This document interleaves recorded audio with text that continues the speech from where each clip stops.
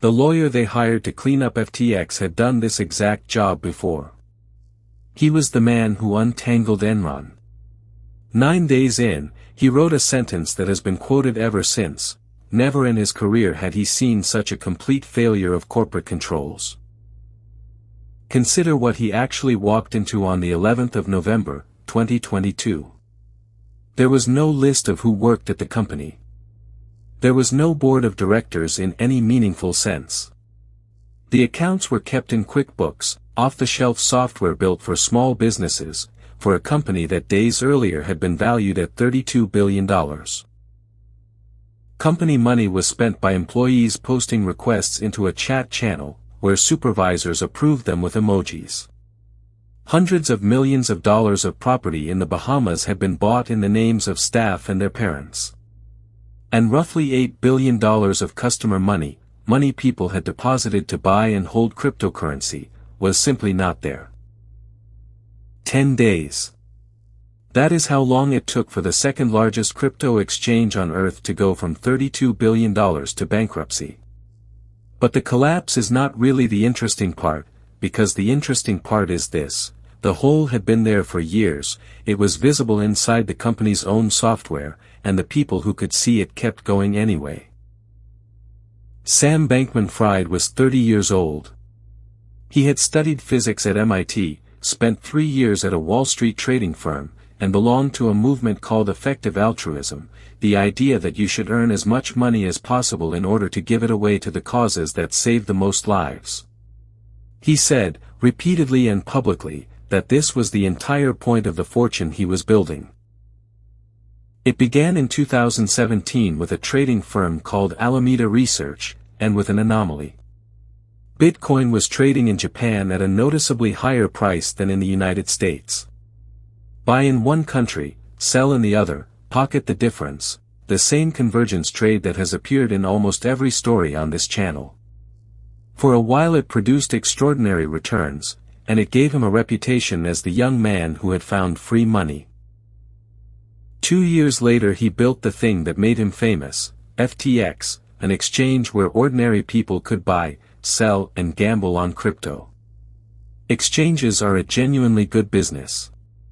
You do not bet on prices, you take a small fee from everyone who does, whether they win or lose. Run properly, an exchange is closer to a toll booth than a casino. And it grew at a speed that is difficult to convey. Within 3 years FTX was handling billions of dollars of trades a day. It bought the naming rights to a stadium in Miami.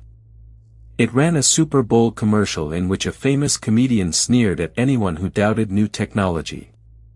It signed the most decorated quarterback in American football. If you watched sport in 2022, you saw the logo whether you cared about crypto or not. There is a reason the company was registered in the Bahamas, and it is not the weather. Crypto exchanges spent those years hunting for jurisdictions that would let them operate at scale without the rules that apply to a normal broker. FTX moved from Hong Kong to Nassau in 2021, into a country whose entire financial regulator was smaller than the compliance department of a mid-sized bank. This is not a crypto invention. It is the same maneuver Lehman used when it needed an English legal opinion no American firm would sign. What made FTX different from every other crypto firm was not the technology. It was respectability. Sam Bankman-Fried testified before Congress. He met regulators voluntarily and asked to be regulated. He appeared on stage with former presidents. He became one of the largest political donors in America. In an industry that most of Washington regarded as a casino, he was the acceptable face, the one who wore a t-shirt to meetings and seemed to be in it for something other than money. The most valuable asset FTX had was that reputation, and reputation is the same asset Barings had, and Madoff had, and Enron had. It is the thing that stops people asking the boring question. And the boring question here was very simple: where exactly is the customer money kept? And the money that funded all of this came from people whose entire profession is checking. Some of the most respected venture capital firms in the world put money into FTX, several $100 million in a single round, and at least one of them later wrote its stake down to zero in a single line. Investors of that size normally demand a board seat, audited accounts, the right to inspect. Here, by multiple accounts, they took the deal without them, because the round was oversubscribed and the fear of missing out is a stronger force than diligence. Here is how an exchange is supposed to work. You deposit $1,000. That $1,000 is yours. The exchange holds it for you, separately from its own money, and it cannot spend it, in the same way a cloakroom cannot sell your coat while you are at dinner. Customer assets are segregated. That rule is the entire foundation of the business. Now the second piece. FTX also created its own currency, a token called FTT. Holders got trading discounts and other perks, and, crucially, FTX itself held an enormous quantity of it. This is where it becomes strange, because the price of that token was set by a market in which the supply was controlled almost entirely by the company that issued it. So FTX had invented an asset, decided how much of it existed, and could then point to a market price and record billions of dollars of value on that basis. Nothing about this is illegal by itself. But it means a large part of the company's apparent wealth was, in a very literal sense, self-issued, and worth whatever the market said only for as long as nobody tried to sell a large amount of it at once. And then there is the part that turned a bad business into a criminal case. Alameda, the trading firm, had an account on FTX like any other customer. Except its account was different. Written into the exchange's own software was an exemption that allowed Alameda to go negative, to keep withdrawing money it did not have. A credit line that at one point ran to $65 billion, granted by the exchange to the founder's other company, with no collateral behind it. In practice, that meant customer deposits flowed out of the exchange and into the trading firm, where they were used for venture investments, for political donations, for property, and to cover losses when trades went wrong. Prosecutors would later argue this was theft in the plainest sense, taking money people had asked you to hold, and spending it. A jury agreed. 3 of the people closest to him would later plead guilty and testify: the chief executive of Alameda, the exchange's chief technology officer, and its head of engineering. Their accounts described a company where a handful of people in their 20s, several living in the same apartment, moved billions of dollars with almost no oversight and very little written down. The crack appeared on the 2nd of November, 2022, in a news article most people never read. A crypto publication had obtained a balance sheet for Alameda, and it showed something that made professionals sit up: a very large share of the firm's assets was not cash, not Bitcoin, but FTT, the token FTX had created itself. The trading firm was propped up by the exchange's homemade money. 4 days later, the head of the world's largest crypto exchange, a direct competitor, announced publicly that his company would be selling its entire holding of FTT. It was a single message on social media. It was also, in effect, a match dropped into a room full of petrol, because everyone now understood what would happen to that token's price if a large holder sold. It is worth being precise about what a run actually reveals, because people misunderstand it. A bank run does not create a hole. It exposes one.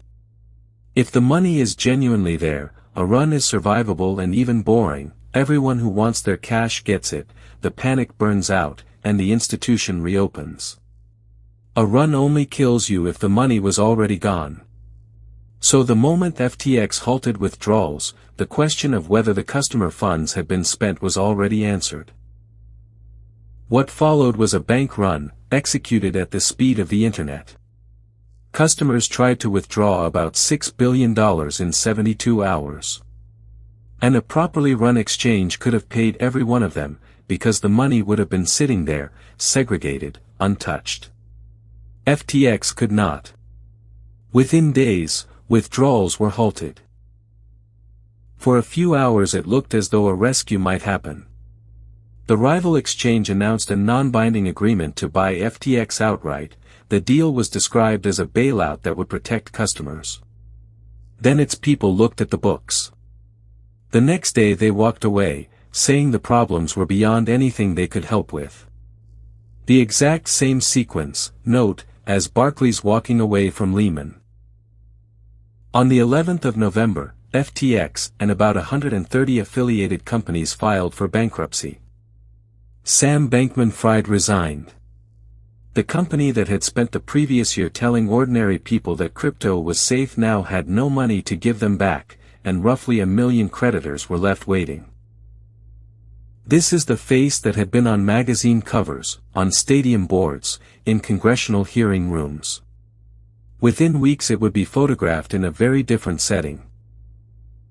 The bankruptcy filings that followed are, frankly, difficult to believe. Corporate funds used to buy homes for staff and their families. No independent directors. No proper cash management, so that even the new team could not establish how many bank accounts existed. Expenses approved by emoji. And the observation that gives this story its shape, the man who had cleaned up Enron said this was worse. He was arrested in the Bahamas in December and extradited to the United States. At trial in October 2023, his own former colleagues testified against him, describing meetings in which the shortfall was discussed and decisions taken to keep going. On the 2nd of November, 2023, 1 year and 1 day after the article that started it, a jury convicted him on 7 counts of fraud and conspiracy. In March 2024 he was sentenced to 25 years. The judge said something worth repeating, that he had shown a willingness to do things that would allow him to take a risk with other people's money, and had never quite accepted that this was wrong rather than merely unlucky. His defense throughout was that he had been overwhelmed and careless, not dishonest. Now the ending nobody expected. The bankruptcy team spent 2 years recovering assets, the venture investments, the property, the cryptocurrency that remained. And because crypto prices rose enormously after 2022, what they recovered was worth far more than expected. Most customers were eventually repaid in full, plus interest. But read that carefully, because it is less generous than it sounds. Creditors were repaid based on what their holdings were worth in November 2022, at the bottom of the market, not what those same coins would be worth later. Someone who had 1 Bitcoin on the exchange did not get their Bitcoin back. They got its 2022 price in cash, while the asset itself went on to multiply. Being made whole and being made right are not the same thing. The people who lent their faces to it did not escape either. Several of the athletes and entertainers who appeared in the advertising were named in lawsuits by customers who said the endorsements gave the platform a legitimacy it had not earned. Most were eventually resolved or dismissed, and none of those people knew what was happening on the 17th floor, so to speak. But it is a useful reminder that in finance, celebrity is not a form of due diligence, it is a form of advertising that people mistake for one. So what actually failed here? Not the technology. The blockchain worked exactly as designed all the way through, you could watch the money move. What failed was the oldest thing in this series, the boring layer. Segregation of customer funds. An independent board. An auditor willing to ask a hard question. A rule that the founder's other company cannot borrow from the customers without limit. Every case in these files ends at the same place. Barings had no separation between the trader and the man checking the trader. Enron had a board that waived its own ethics rules. Wirecard had auditors who did not confirm the cash. Madoff had a regulator that filed the warnings and moved on. FTX had none of the controls at all, and for 3 years, that was not a secret. It was simply not interesting to anyone while the price was going up. The industry's answer afterwards was something called proof of reserves, exchanges publishing cryptographic evidence that they really hold the coins they claim. It is a genuine improvement, and it is also only half the equation, because showing what you own says nothing about what you owe. An exchange can prove it holds $1 billion of Bitcoin while quietly owing $2 billion to its customers, and the proof will still check out. Which is the same gap that has sat at the center of every case in this series. The assets were always easier to display than the liabilities. So here is the question I will leave you with. Almost every institution that was supposed to look at FTX did look at it: investors who invested without a board seat, celebrities who lent their names, politicians who took the donations, journalists who wrote the profiles. Very few of them were fooled by clever technology. They were persuaded by a young man in a t-shirt who said he wanted to give it all away. Which is worth remembering the next time someone tells you that the person handling your money is one of the good ones. Tell me what you think in the comments. And subscribe, because on this channel, the ledger always comes due.